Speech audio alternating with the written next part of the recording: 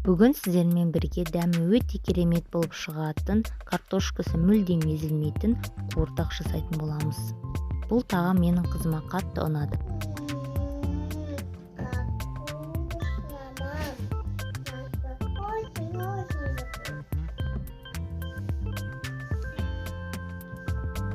Ең бірінші қызып тұрған қазанымызға іш майымызды салып, үстіне майымызды құйып, шыжғырып қуырып аламыз.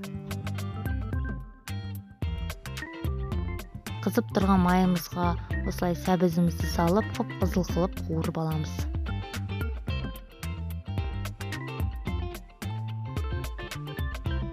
Картошкамызды салып, қызартып қуырамыз.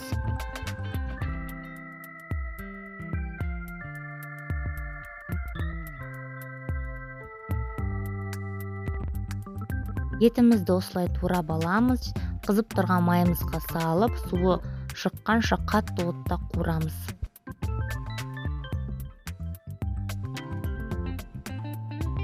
Орташа отта бетін жауып 15 минутқа қалдырамыз. 15 минуттан кейін тұзымызды, бұрышымызды, паприкамызды барлығын салып араластырып, жақсылап қуырамыз.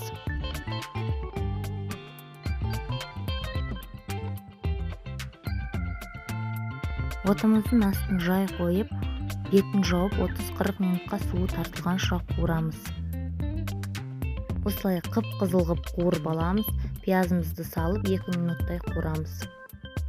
Сәбізімізді саламыз.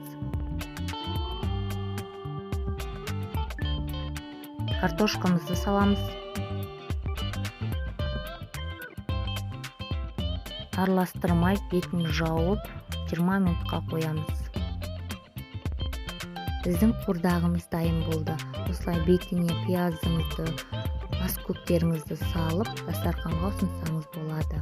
Барлықтарыңызға ас болсын. Ал сіздер менің арнамның дамуына үлестеріңізді қосып, маған тіркеліп, лайк басып, комментарий қалдырыңыздар. Сіздермен бірге болған Ният Нұршат.